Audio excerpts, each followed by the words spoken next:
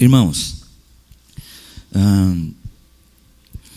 toda vez que um pastor ele prepara uma mensagem, pelo menos na minha experiência, e a maior parte dos pastores com quem eu converso, e eu vejo que a gente tem essa semelhança, isso em comum. Quando nós estamos preparando uma mensagem, geralmente a gente ora ao Senhor e a gente diz: Senhor, o que eu falo para a igreja, né? O que o Senhor quer falar para a igreja? O que o Senhor quer tratar conosco como igreja? O que o Senhor tem para a igreja? Mas há mais ou menos 2 meses eu estava passando uma aflição muito grande, e naquele dia, um sábado à tarde, que é o dia que eu costumo preparar as mensagens que eu prego aos domingos, eu disse: Deus, o que eu digo amanhã para a sua igreja? E Deus me disse: nada, porque eu quero falar com você primeiro, para depois você tratar com a igreja. E no primeiro momento eu sei que essas experiências, quando nós compartilhamos essas experiências que são assim pessoais conosco, com Deus, algumas pessoas ficam pensando: mas peraí, Deus falou com ele dessa forma? Eu estou dizendo para você, estou falando para você, aconteceu comigo. Deus disse: eu quero tratar com você primeiro. Você precisa de conserto. Eu tenho que ajustar algumas coisas em você, para a partir de você eu tratar com a minha igreja. Entende? E eu não estou aqui falando e compartilhando isso com você com algum receio do tipo: o que esses irmãos vão pensar quando eu dizer que Deus quis me consertar e tratar comigo? Porque nós pastores também enfrentamos muitas dificuldades e muitas adversidades. E boa parte das pessoas não sabem o que acontece conosco quando nós estamos sozinhos. Às vezes trancados no nosso quarto, pensando tantas coisas. Então Deus me disse isso com clareza. Deus me disse: eu quero tratar com você. Esqueça agora o que você vai falar para outros, porque eu tenho algo para falar com você. Você precisa consertar a sua vida, a sua relação comigo. E eu fiquei pensando: como? E Deus me deu um texto, Jeremias capítulo 6, verso 16. Eu não sei, pode projetar para nós? Jeremias 6, 16. Deus me deu esse texto que eu quero compartilhar com você, porque foi a primeira de algumas palavras que eu ministrei sobre a importância de nós voltarmos para o evangelho puro e simples. Deus falou isso comigo. Eu quero tratar com você. E aí esse texto de Jeremias capítulo 6, verso 16, vai projetar para nós? Se não der para projetar, não tem problema. Deixa eu abrir aqui na minha Bíblia. A minha versão é a revista e atualizada. Eu não sei qual é a versão dos irmãos aqui, deve ser revista e corrigida. Mas basicamente, Jeremias 6, 16. Eu tenho 30 minutos e eu não vou extrapolar o tempo. Eu só quero compartilhar dessa experiência que eu tive com Deus. Isso me fez muito bem e me tem feito muito bem. Bom, eu acho que está um pouco difícil para projetar, não tem problema. Nós vamos ler aqui. Jeremias 6,16. Diz assim: assim diz o Senhor: ponde-vos à margem do caminho e vede. Perguntai pelas veredas antigas qual é o bom caminho. Andai por ele e achareis o quê? Que está escrito na sua Bíblia. Achareis o quê?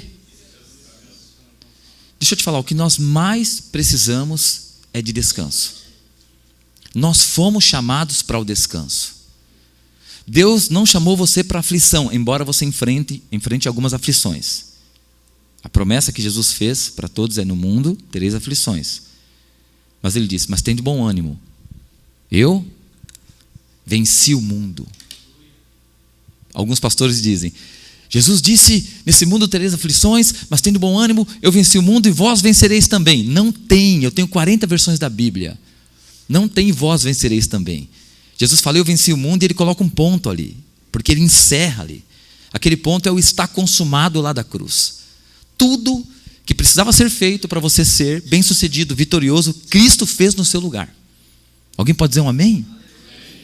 Tudo que precisava ser feito, Ele fez na cruz. Ele disse, está consumado, ou seja, todo o trabalho foi feito. Isaías 53 diz isso, que Deus viu o sacrifício de Jesus e a alma dele se alegrou, porque ele encontrou um justo que cumpriu as 613 ordenanças da lei. Uau, isso é poderoso. Então Deus nos fez para descansar. Prova disso é que Deus criou o homem no 6º dia, e no 7º dia Deus fez o quê? E o homem fez o que no 7º dia? Descansou com Deus. Agora, por que Deus descansou? Será que Ele cansou? Fez aquele sol quente, disse, eita, sol quente que eu fiz. Meu Deus, não, meu eu, né? Não, Deus descansou porque Ele contemplou. Ele criou Adão para o trabalho, porque ele deveria lavrar e guardar o Éden. Talvez Adão até pegou no cabo da enxada, mas Deus disse, não, Adão, não trabalha não. Não, meu primeiro dia de vida, então no seu primeiro dia você vai descansar, porque eu te criei para o descanso. Será que é por causa disso que a gente gosta tanto de feriado? Não sei, mas Deus nos criou para o descanso. E aqui, Jerusalém estava aflita, afligida. E no contexto, quando Deus levanta Jeremias, esse é um contexto onde Jerusalém, que aponta para nós, estava se desviando dos caminhos do Senhor. Estava indo por outros caminhos. Um caminho de iniquidade, diz a Bíblia. Deus poderia ter desistido daquele povo. Não era a primeira vez que o povo de Deus entrava por um desvio, pastor Roque, pastor Aguiar. Por várias vezes o povo havia feito da mesma forma. Mas Deus não desistiu daquele povo. E Deus não desiste de você. Será que você pode dizer para alguém que está do lado aí, Deus não desiste de você? Por isso nós estamos aqui hoje. Porque Ele não desistiu de nós. E aí, em vez do Senhor resolver aquela situação, botando um ponto final na vida daqueles homens, Deus escolhe levantar ali o profeta Jeremias, com essa mensagem. Pode colocar para nós? Olha isso, assim diz o Senhor, ponham-se nas encruzilhadas e olhem, perguntem pelos caminhos antigos, perguntem pelo bom caminho, sigam-no e acharão descanso.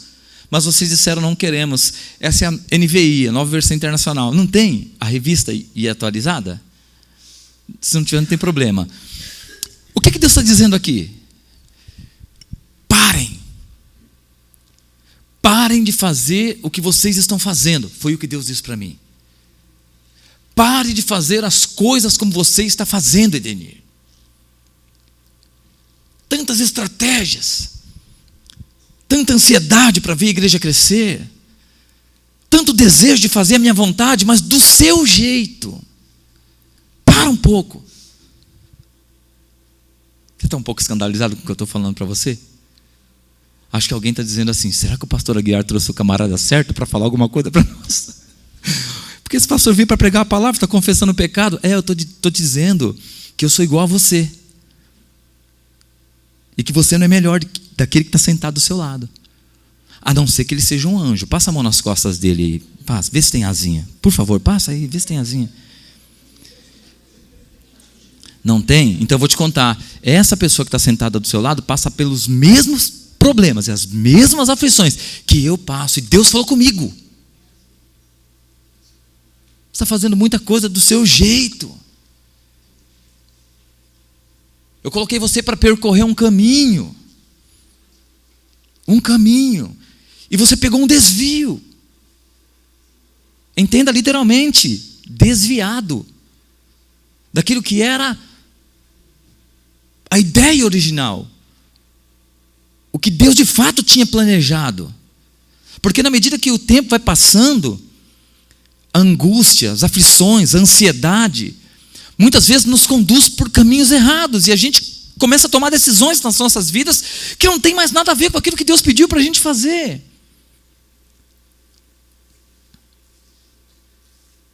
Eu lembro, pastor Aguiar, que quando o Rodoanel foi inaugurado, nós estávamos em Taboão da Serra, empreendendo uma viagem de retorno para a nossa casa em Pirituba, e saindo da casa do nosso tio Neno, ele disse: volte pelo Rodoanel, porque o Rodoanel é mais seguro e vocês vão chegar em casa mais rápido, com mais segurança. E eu perguntei para ele, naquela época não tinha GPS. Não é isso, linda? E eu perguntei: tio, mas como é que faz pegar o Rodoanel? Ele disse: você pega o Rodoanel assim, assado. Aí me deu lá as orientações e eu voltei de Taboão da Serra para casa.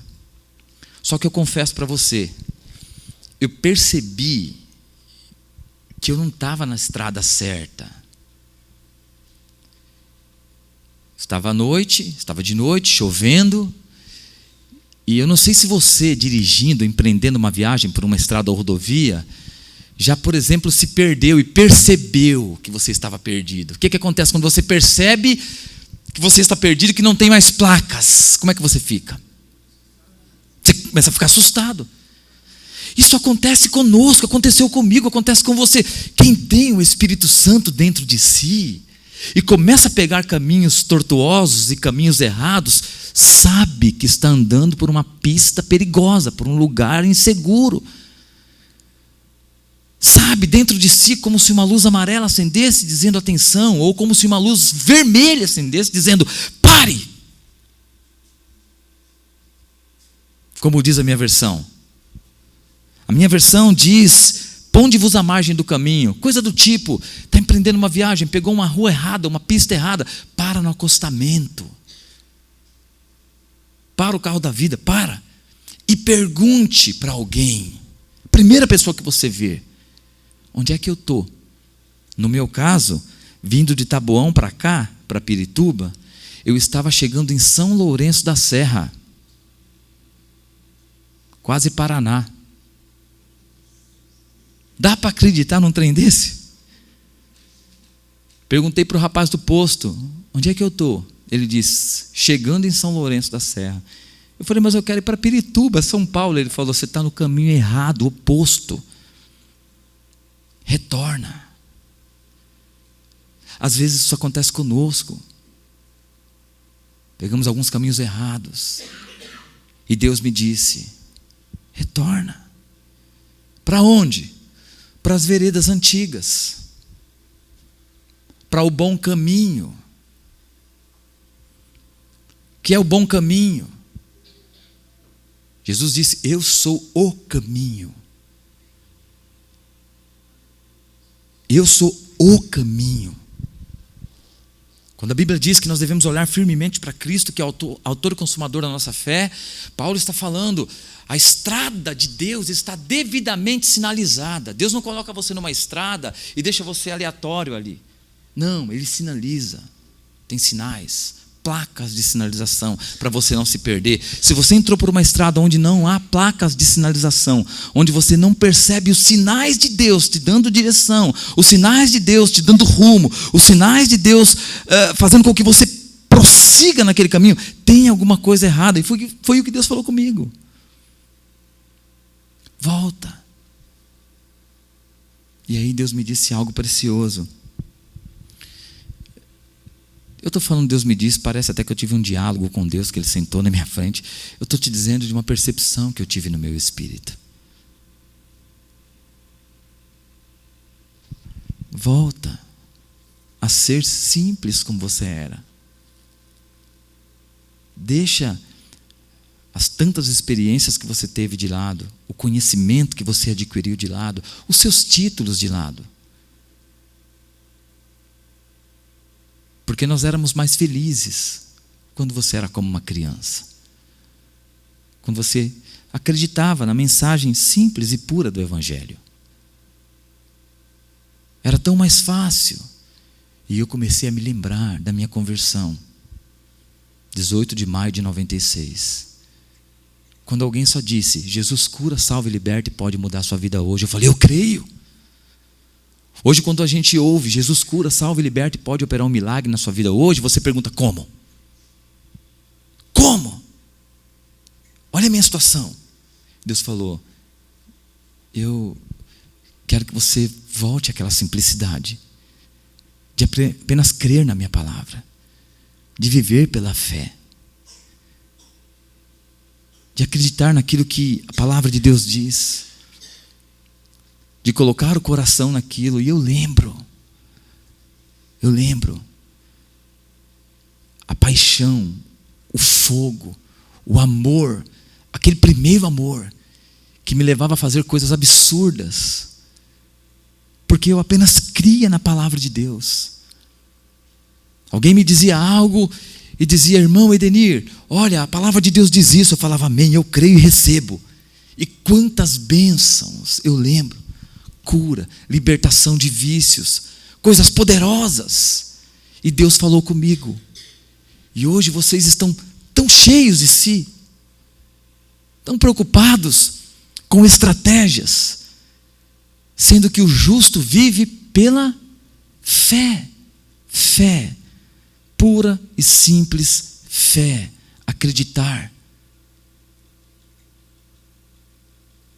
Um dia, aquele centurião romano chegou para o Senhor, disse que tinha lá um servo dele, padecendo, morrendo, e o anseio dele, no primeiro momento, era para que Jesus fosse até aquele lugar. Mas ele disse: uma palavra só resolve meu problema. E Jesus falou: vai e seja feito conforme a tua fé. Pura e simples fé para resolver qualquer problema. Aquela mulher do fluxo de sangue, 12 anos, Jesus passava, uma multidão o apertava, ela rastejou e tocou na orla das vestes do Senhor, porque no coração dela, ela tinha uma palavra de fé. Se tão somente eu tocar na orla das vestes do Senhor, vou ser curada. Por que tocar na orla das vestes? Porque rabinos, e principalmente rabi, costuravam trechos do Antigo Testamento, do Pentateuco, para ser mais preciso, promessas, na orla das vestes.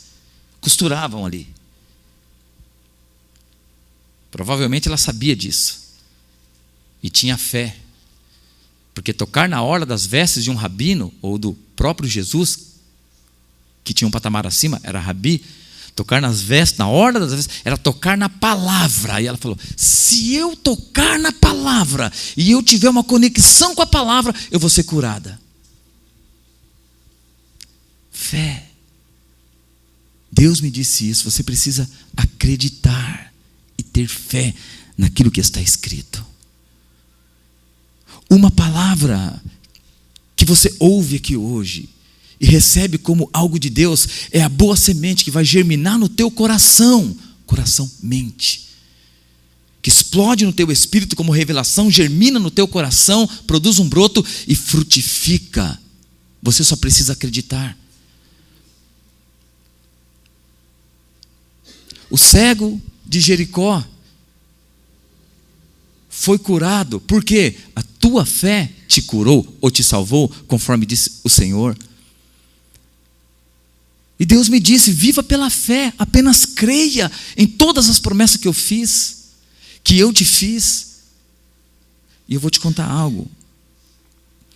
Isso aconteceu num sábado.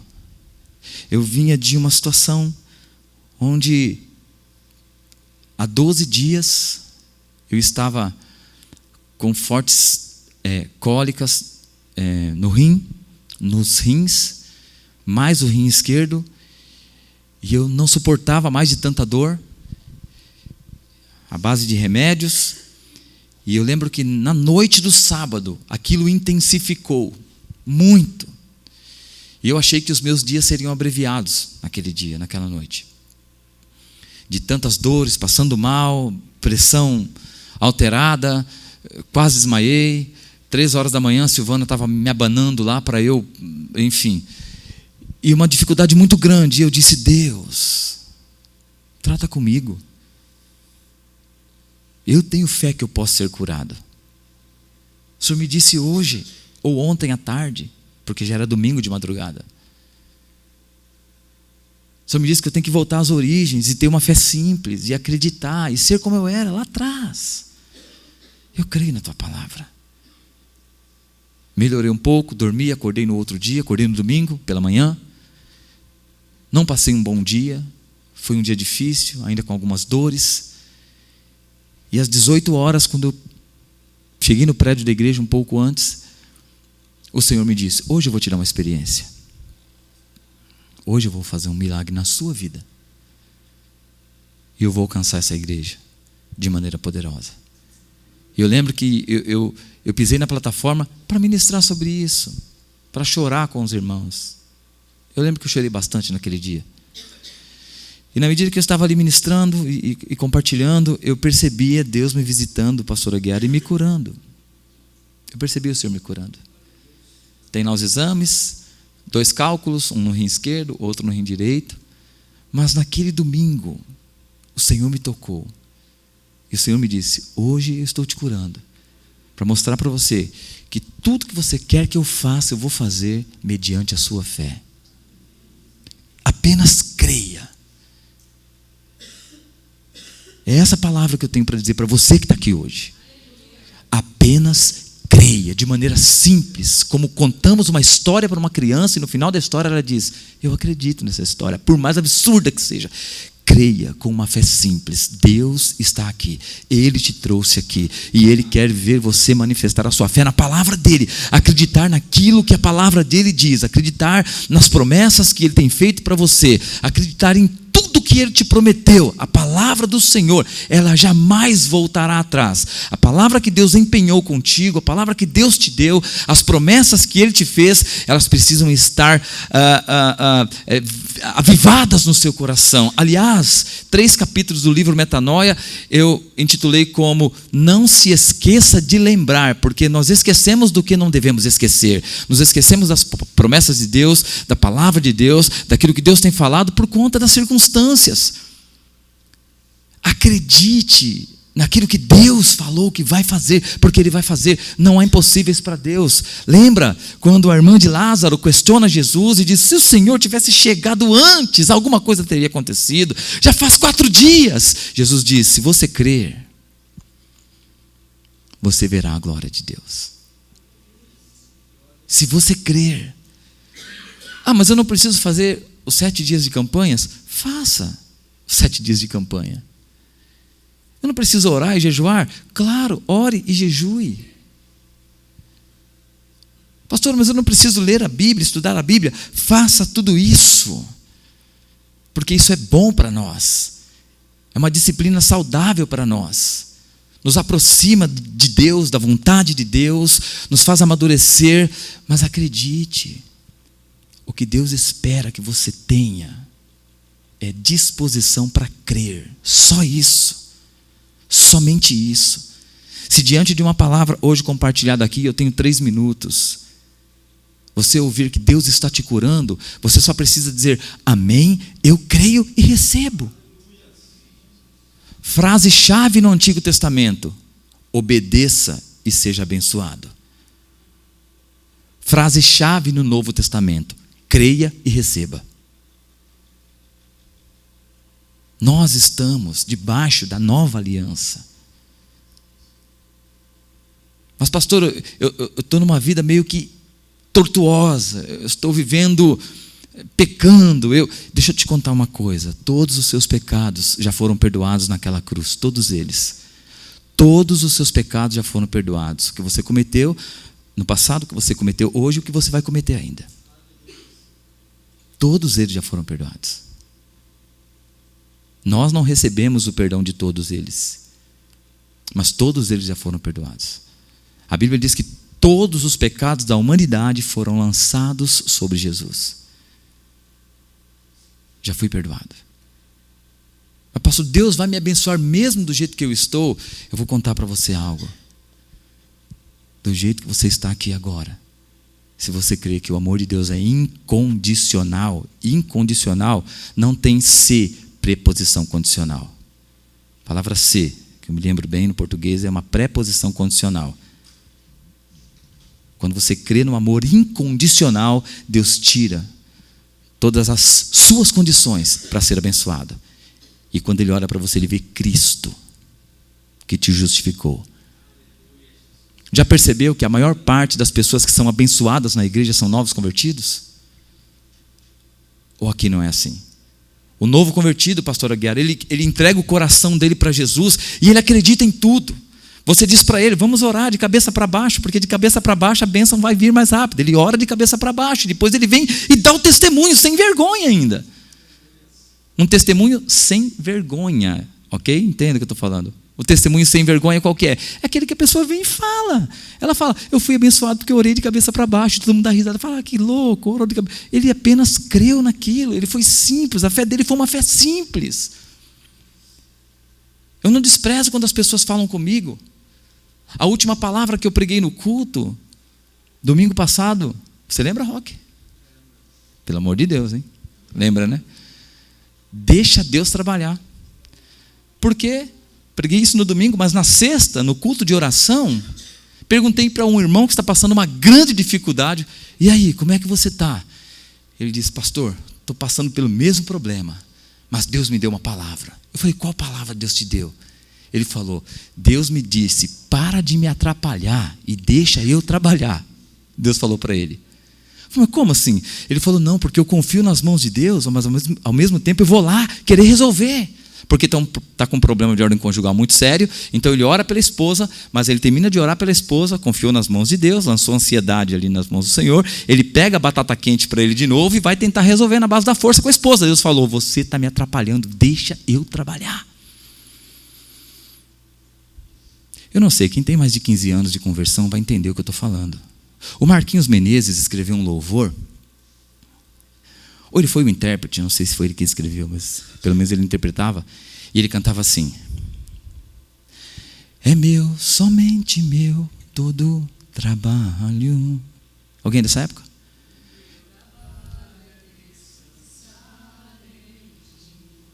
Não é isso? Deus falou comigo. Você vê naquela conversa, na informalidade de um irmão que saiu agora das drogas, Deus usando a vida dele para falar comigo, ansioso, angustiado. É meu trabalho, deixa eu trabalhar, Idenir. Aí eu preguei domingo sobre isso, e foi uma bênção. Durante a semana, vários testemunhos, irmãos me ligando, dizendo, pastor, aconteceu, o senhor disse que a gente ia ser surpreendido, eu fui surpreendido. Tem um irmão na nossa igreja, pastor Aguiar, que ele acha dinheiro na rua. Não, o chamado dele é para achar dinheiro na rua, estou falando sério, pastor.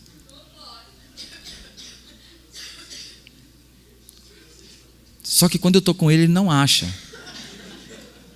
Então eu presumo que eu não estou sendo uma boa influência para ele. Talvez seja por isso que não vai mais em casa, não fica mais tanto tempo conosco, né, amor? E eu falei, David, essa semana, eu falei de púlpito. Mas eu confesso, não foi profecia não, foi uma coisa que veio assim, sabe? Eu falei, essa semana você vai achar dinheiro, de novo. Tem um David aqui? Olha, irmão, Deus me usa muito com isso, viu?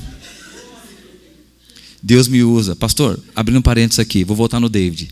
Nós estávamos fazendo uma reunião de célula. Olha como Deus tem os seus meios. Estávamos fazendo uma reunião de célula num salão de cabeleireiro, portas fechadas, e tinha alguns visitantes. E toda hora eu olhava para alguém e dizia, então, Paulo. Aí o rapaz olhava para mim de volta e dizia, eu não sou o Paulo, meu nome é Pedro, não lembro o nome dele. Passava 3 minutos e eu dizia, você concorda, Paulo? Ele falou, já falei, não sou Paulo.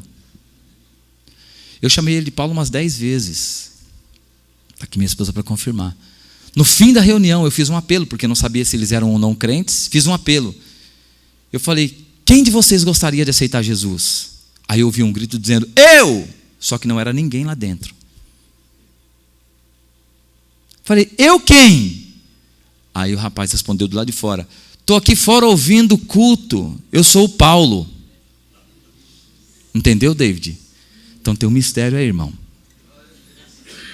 Vai olhando para o chão quando você estiver voltando para casa, for para o trabalho. O David achou R$300, pastor Aguiar. Aí me ligou todo feliz. Alegria dele e tristeza de quem perdeu, né? Mas a gente não sabe quem perdeu. Então que Deus abençoe, e guarde e supra de outra maneira. Mas deixa eu contar uma coisa para você.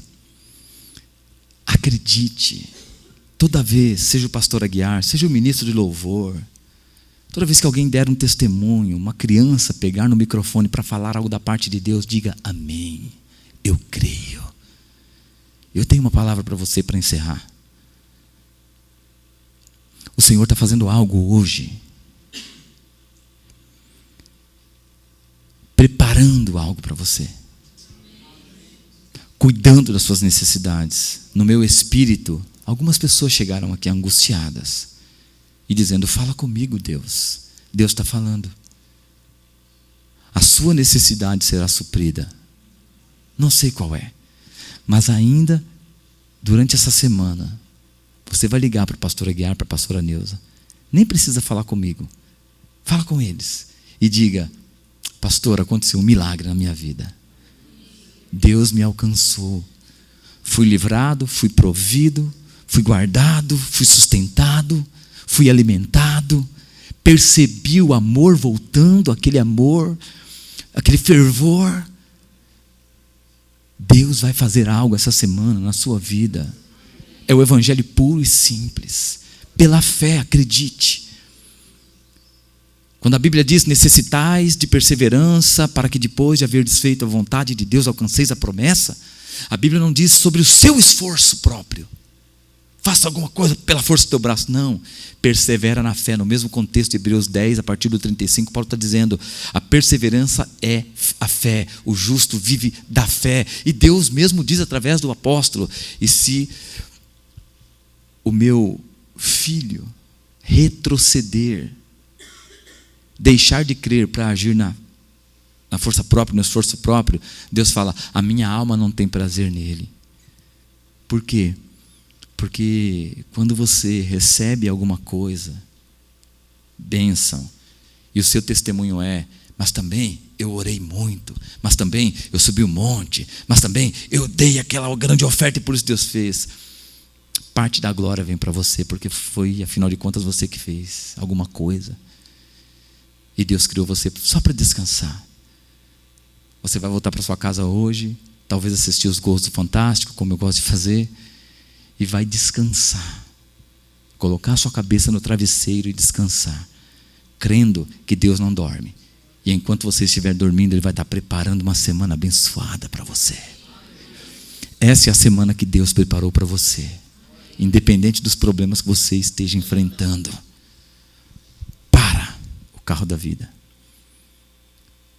Se coloca à margem do caminho e pergunta, onde é que está o bom caminho? Vou entrar por ele. Esse é o caminho da fé. Deus falou comigo, só creia e eu vou fazer. Fique em pé onde você está.